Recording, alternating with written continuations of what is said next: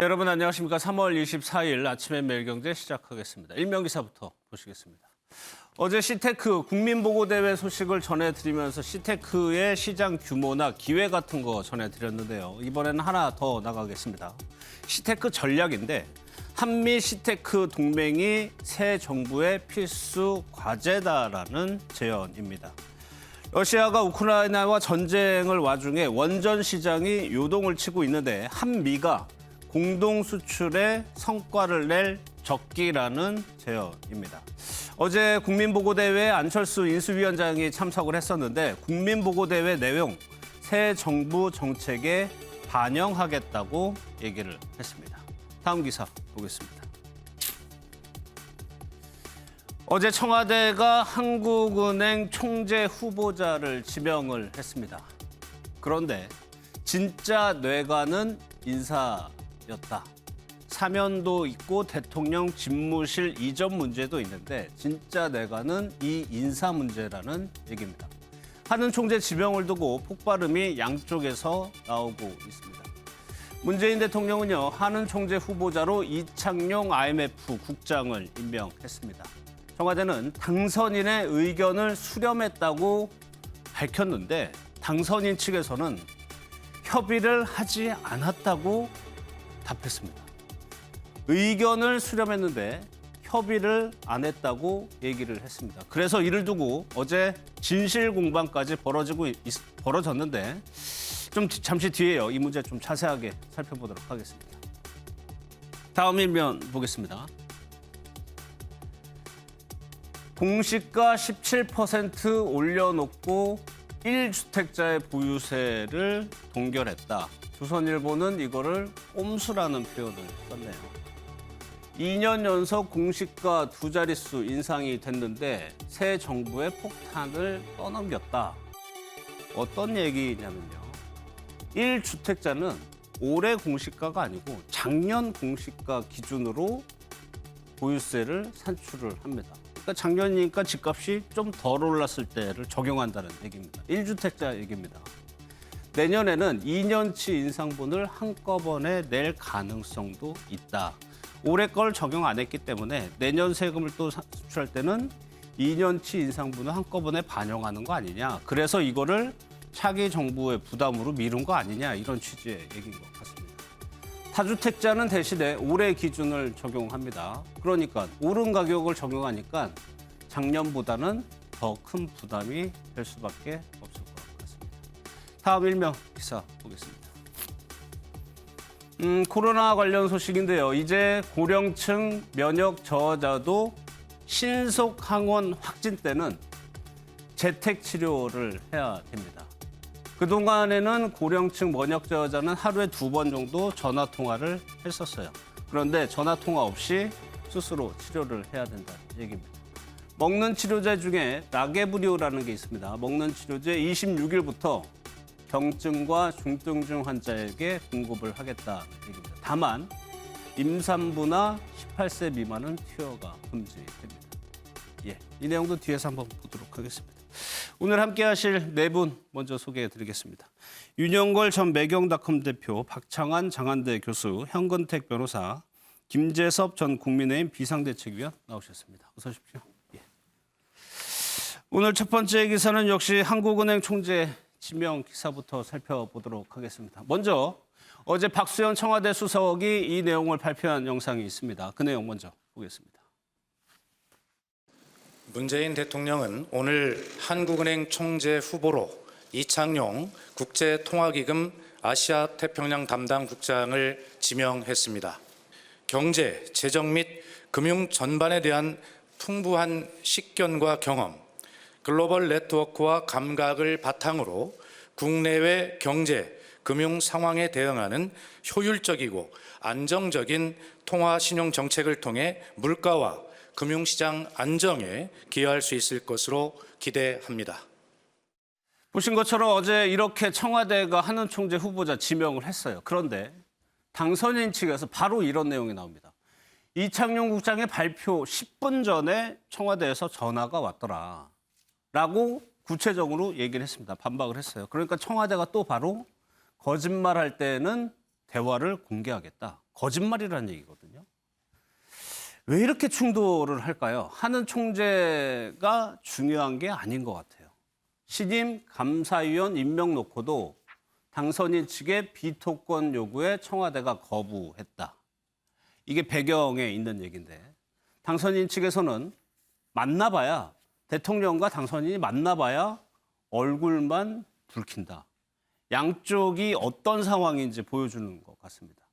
청와대에서는 역대 조건 붙인 적 없다. 초유의 회동 무산으로 갈 수도. 이번 주에 혹시 만나는 거 아니냐는 게 주초의 전망이었다면 이제는 무산 가능성까지 나오고 있습니다. 이 내용 한번 보겠습니다. 청와대가 거짓말할 땐 대화를 공개를 하겠다. 윤영거 대표님. 네. 이창명 후보자 지명을 두고 당선인 측과 청와대가 얘기를 해왔다는 거예요. 그런데 모든 협상, 어떤 협상에서도 이러면 대화 공개하겠다 우리. 이거는 정말 거의 한번 뭐라 그럴까요? 진실 공방의 막바지라고 할까요? 좀 감정이 좀 대립되는 것 같아요. 상당히 불신이 서로 쌓이고 쌓인 거죠. 예. 뭐 저는 그런 생각이 들어요. 톨스토이 소설에 행복한 가정은 원인이 비슷하지만 불행한 가정은 원인이 많다. 그러니까 이명박 대통령 사면 문제, 대통령 집무실 용산 가는 문제, 또 하는 총재 인선 문제 예. 여러 가지가 지금 불거지고 있는데 원인은 시작된 게 불신으로부터 시작되는 거죠. 서로 못 믿겠다 이거죠. 그래서 제가 보기에는 가장 좋은 모습은 지금 현직 대통령이 앞으로 하는 총재 얼마나 중요합니까? 예. 국제 금융 위기도 언제든지 올 수 있고 하니까 그 새로운 당선자 의견을 들어서 임명하는 게 제일 좋죠. 예. 그래서 저는 청와대에서 어제 발표할 때만 해도 당선인 측 얘기를 들어서 우리가 이창용 총재 내정자를 발표했다. 예. 당선인에 대한 선물이다까지 얘기했어요. 예. 근데 얼마 안 있어서 바로 당선인 비서실장 장제원 의원이 전혀 10분 전에 뭐 통보를 받았다. 뭐 옛날에 얘기할 때 이창용 어떠냐 뭐 이런 소리만 들어와서 나는 그냥 좋은 사람이다 이 정도만 얘기했다. 예. 뭐 이러니까 서로 불신이 갈수록 쌓여가는 거 아니냐 이런 생각이 들어요. 어제 문제의 핵심은 저는 이창용 총재 그 내정자에 대한 사람에 대해서는 어제 양쪽에 시비가 없어요. 제가 봐도 저 정도 적임자가 없습니다. 저 서울대에서 경제금융 전공하셨고 예. 저 IMF 지금 국장이고 ADB 또 금융위원회 예. 또 근무하고 또 금통위 그러니까 이 경험이 경력이 많아요. 아주 다양하고 지금 언제든지 해외 금융위기가 올 수 있는데 최고 적임자죠. 그리고 예. 또 보수적인 시각이 있고 국가 부채에 대해서도 굉장히 좀 재정 건정성을 강조하시는 분이거든요. 국가 부채에 대해서도 더 높이면 안 된다 이런 생각하니까 어떻게 보면 당선인하고도 이렇게 생각이 맞아요. 맞는데도 불구하고 저렇게 반발하는 거 상당히 불신이고 그 불신의 씨앗은 제가 보니까 예. 뭐 양쪽 누구를 탓하겠어요. 근데 앞으로 감사위원 임명하고 예. 선관위 이렇게 임명하는데 계속 이번에는 보수 쪽 당선인 쪽 얘기를 들어줬으니 예. 앞으로는 청와대 마음대로 하겠다는 거 아니냐. 예. 이런 뜻이 반영돼서 서로 민감하게 반응하는 거 아니냐 이런 생각이 좀 듭니다. 그게 당선인 측에서는 그런 생각이 깔려 있는 것 같아요. 원래 이렇게 인사 문제에 대해서 인물에 대해서 좀 공방이 있어야 되는데 이번에는 그 과정을 두고 공방이 있습니다. 당선인 측 김은혜 당선인 대변인이 이 부분에 대해서도 이제 반박을 한 내용이 있습니다. 영상을 한번 보겠습니다. 한은 총재 인선과 관련해서 보도가 여러 나왔었죠. 이거를 청와대 문재인 대통령과 윤석열 당선인과의 그런 만남에 앞선 전제 조건처럼 거론됐던 보도도 봤습니다만 인선과 관련한 윤석열 당선인의 입장은 그때나 지금이나 마찬가지입니다. 저희는 한은 총재의 경우 또 다른 부분까지 포함해서 말씀드릴 계기가 있을 텐데 윤석열 당선인이 특정 인사를 추천한 적이 없습니다. 그렇다면 어떻게 된 내용일까요? 청와대하고 인수위하고 어떤 논의 과정을 거쳤을까요? 다음 기사 한번 좀 보도록 하겠습니다. 이렇게 되니까 구체적으로 청와대도 그렇고 인수위 측도 그렇고 계속적으로 얘기를 했어요. 여기 한번 보겠습니다. 여기. 청와대에서는 사전 협의했다고 했죠. 어떤 의미냐면 2번 만났다는 겁니다. 이철희 수석과 장제원 실장이 2번 만나서 협의를 했다. 당선인 측이 원하는 인물을 지명했는데 추천한 바 없다니 오히려 당혹스럽다. 후보자를 얘기해놓고 어떠냐고 하니까 뭐 좋다 이렇게 얘기했다는 취지예요. 그러면은 당선인 측에서는 뭐라고 얘기하느냐. 장제원 실장이 직접 거기에 관여를 했죠. 좋은 사람 같다고 했더니 우리 측 얘기를 들었다고 얘기를 했다는 겁니다. 납득이 안 간다. 입장 발표하려면 마음대로 하라고 했다는 겁니다. 이게요, 박 교수님, 협의를 했다고 그러고 그런 적 없다고 그러고 이게 참 그러면 이걸 어떻게 규명을 해야 되는 거냐. 제가 기사들을 찾아보니까 대화는 했다. 이 정도가 팩트인 것 같더라고요. 네. 뭐 상황 자체는 뭐 대화가 있었던 건 분명한 것 같고요. 예. 뭐 심지어는 당선인 측에서 이창용 후보자에게 뭐 수락 여부까지 물었다 이런 내용의 기사도 나왔습니다. 그런 거 보면 이야기는 있었는데 그것을 특정해서 이게 당선인의 추천이다 뭐 이런 정도의 구체적인 이야기는 없었던 것 같다. 예. 다만 이제 한은 총재의 그 임기가 이번 달 말 31일 일주일도 안 남았지 않습니까? 그러다 보니까 청와대 측에서는 인사를 좀 빨리 해야겠고 예. 그런데 얘기 돌아가는 거 보니까 이창용 후보자 정도면은 당선인 측에서 충분히 만족할 것 같고 그러니까 다른 인사 논란이 지금 잘 안 되고 있으니 협의가 안 되고 있으니 이걸 먼저 발표해서 대화에 물꼬를 트겠다라는 생각을 가지고 좀 급한 마음에 인사 발표를 한 게 아니냐 이렇게 보입니다. 예. 그런데 인사권 자체에 대해서 너무 생각이 달라요. 청와대는 예. 임기 말에 이 인사를 하는 거는 당선인과 인사하는 거는 선의로 하는 거다. 이런 생각을 가지고 있는 것 같고 예. 반면에 당선인 측은 무슨 소리냐? 당연한 권리지. 예. 앞으로 나랑 같이 일할 사람인데 나한테 협의하는 게 너무 당연하지. 예. 이렇게 임기 말 인사를 바라보는 관점 자체가 너무 다르고 또 이해관계도 다르고 이러다 보니까 뭐 그럼에도 불구하고 이 거짓말 논란, 뭐 진흙탕 싸움 하는 거 보는 거는 네. 너무 좀 이해가 안 가는 측면이 있습니다. 그 부분이 과거에도 계속 그랬고 이게 현근택 변호사님 매뉴얼 같은 걸로 해가지고 지침을 만들어 놓을 필요가 없을까요? 다음 때도 또 이런 일이 반복될 가능성이 아주 높거든요. 이게 결국은 법과 정치 영역 사이의 문제잖아요. 예. 법으로는 당연히 인사권자가 있으니까 인사권자가 하는 거 맞는 거죠. 이게 정치 영역에 들어오다 보니까 어찌 보면 이제 뭐 추천이냐 협의냐 문제 있는데 사실은 이렇게 다툼이 될 때 문제를 해결하는 게 법입니다. 근데 저는 뭐 정치적으로 해결 못할 때 법이 끼어드는 건 좋지는 않다고 보는데 냉정하게 봐야 될 거는 어쨌든 뭐 협의 추천 뭐든지 할 수 있죠. 근데 지금 두 사람 중에 누가 괜찮냐 하니까 이제 이 지금 후보자 지명된 분을 얘기했다는 거잖아요. 예. 그 정도면 협의한 거거든요. 예를 들어서 뭐 그러면 그 정도 아니라 그러면 예를 들어 추천하면 그 사람 임명하겠다 그러면 이제 인사권을 사실상 행사하는 거기 때문에 이거는 제가 보기에 그러니까 신구 권력 간의 정치적으로 해결할 문제지 예. 매뉴얼로 정할 수 없습니다. 예를 들어서 추천한다. 예. 그러니까 당선인의 추천을 받는다 그러면 지금 현직 대통령의 인사권이 제한되는 거예요. 네, 그런 문제가 있기 때문에 법적으로는 안 되는 거예요. 예. 그래서 매뉴얼도 결국은 법을 벗어날 수는 없거든요. 예.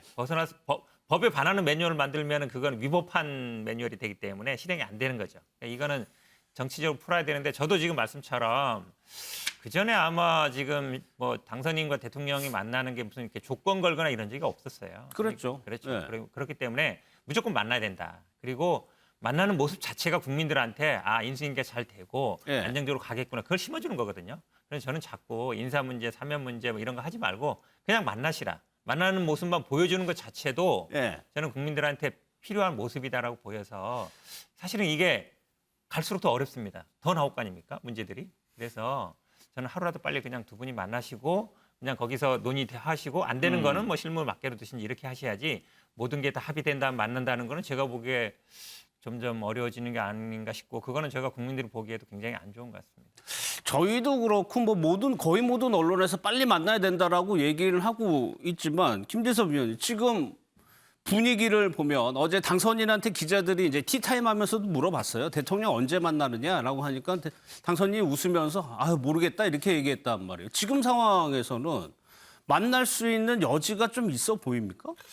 만나는 거는 당연히 이제 만나야 되는데 아무래도 뭐 이런 좀 긴장들이 좀 있지 않습니까? 예. 긴장들이 다 해소되지 않은 상황에서 좀 만나는 것이 자칫 좀 섣부를 수 있다 이런 판단인 것 같아요. 예. 보면은 윤석열 당선인이 그동안 이제 후보 시절에서도 보여줬던 모습들을 보게 되면 사실 예를 들면 안철수 대표와의도 회동이 어떻게 되는 거냐, 뭐 예를 들면 김종인 총괄 선대위원장과의 만남은 어떻게 되는 거냐, 계속 어떤 만남에 대한 요구들을 끊임없이 받아왔던 사람이거든요. 결국에는 다 만나서 결국에는 다 타협을 하고 결국에는 다 어떤 이 만나는 모습들을 항상 보여줘 왔거든요. 예, 예. 근데 그 만나는 모습들을 항상 보여주면은 만나서 끝나진 않았어요. 늘 만나면 결과물을 가져왔던 그런 회동들을 해왔거든요. 예. 예를 들면 안철수 대표와도 계속 끊임없이 결렬되다가 결국 둘이서 만나고 나니까 단일화가 이루어지는, 하루아침에 딱 이루어지는 결정적인 극적인 그런 그 만남들을 많이 이루었었는데 당선인의 좀 특징인 것 같아요. 그래서 어떤 정치적인 문법으로 정의되지 않는 사람이다 보니까 예. 늘상 정치인들이 하는 일단 만나서 웃는 모습들을 먼저 보여주고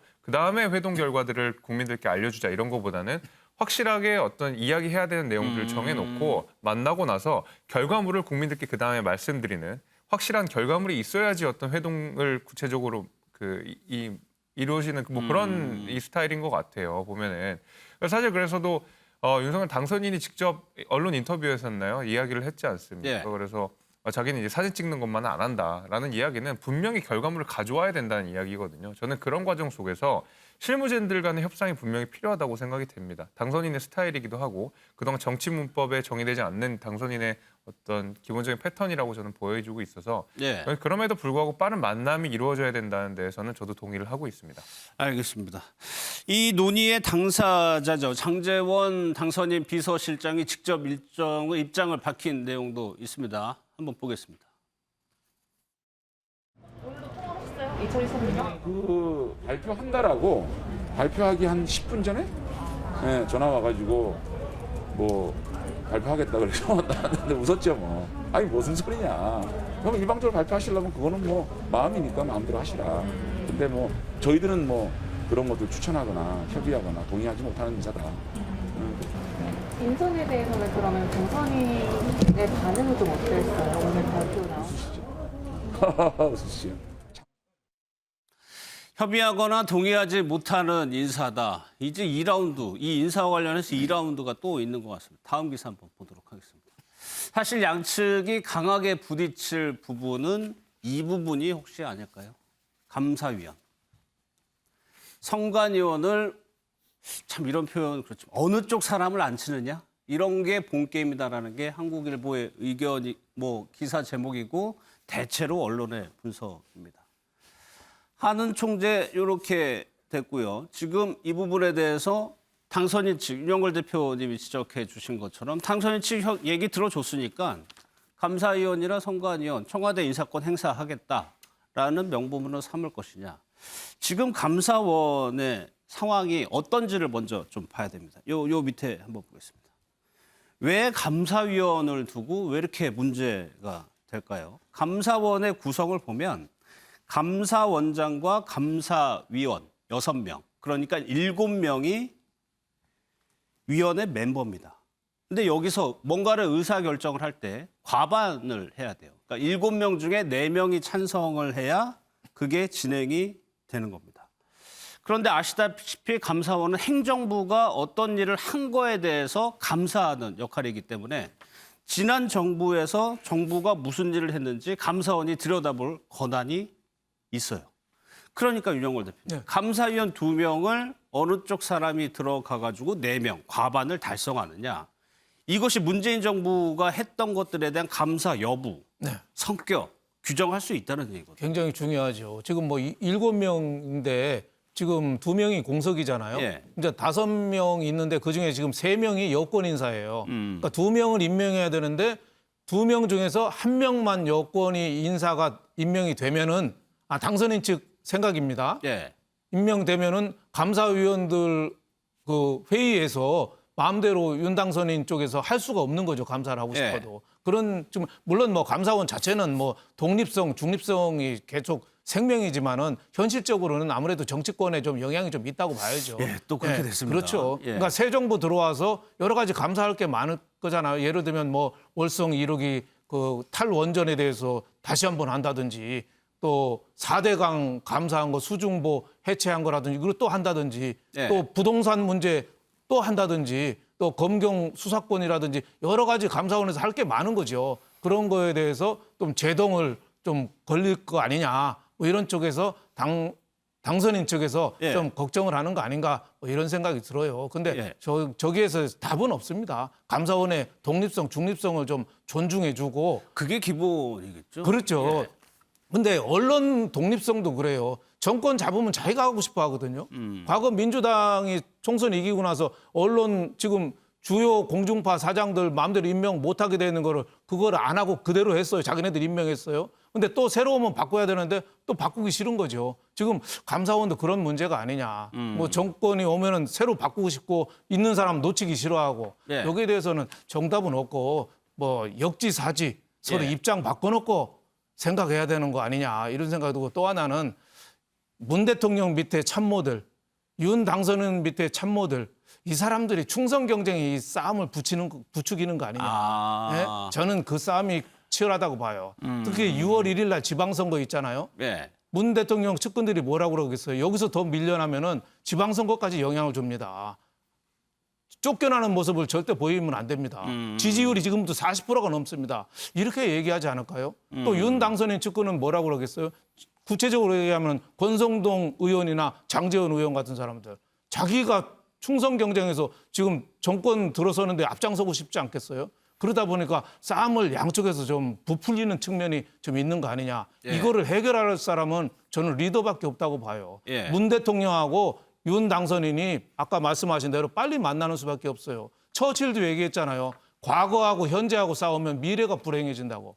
예. 문 대통령은 어차피 지는 해예요.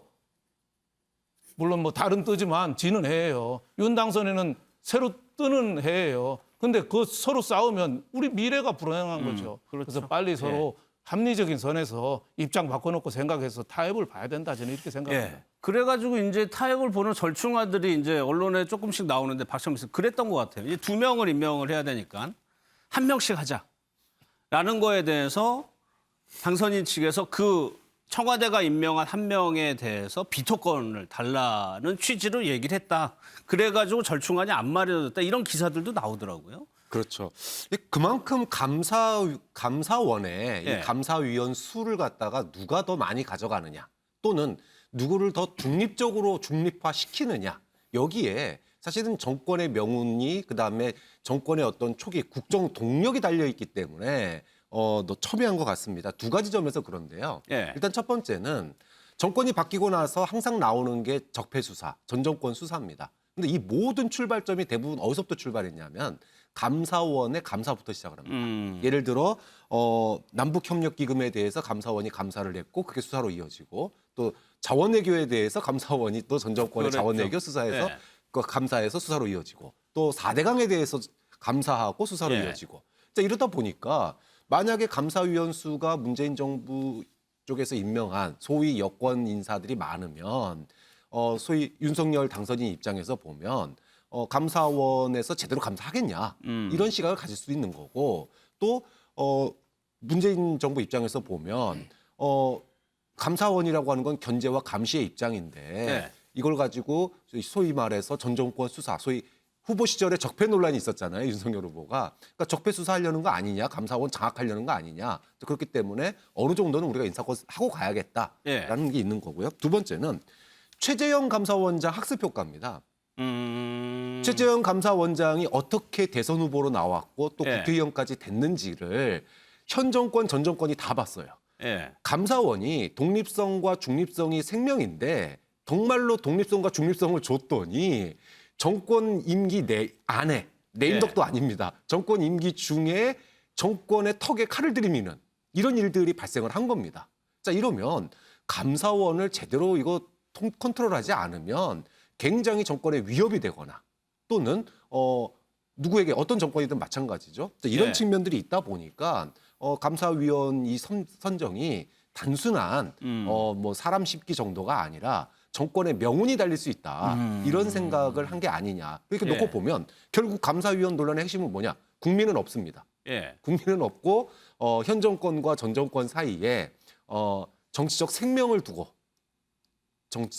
둔 한판 싸움이 벌어진 거다. 그러다 예. 보니 진흙탕 싸움도 마다하지 않는 거 아니냐. 이렇게 예. 분석할 수밖에 없는 거죠. 한국일보 제목대로면 예고편입니다. 아직 지금 구체적으로 감사위원회에 대해서 얘기 나오지도 않고 있어요. 얘기가 나오면은 더 부딪히는 거 아니냐 우려가 나오고 있습니다. 감사원이 애초에 생길 때 그 설립 취지가 있을 텐데 지금 얘기를 보면 그 설립 취지하고는 또 굉장히 멀어 보이기도 합니다.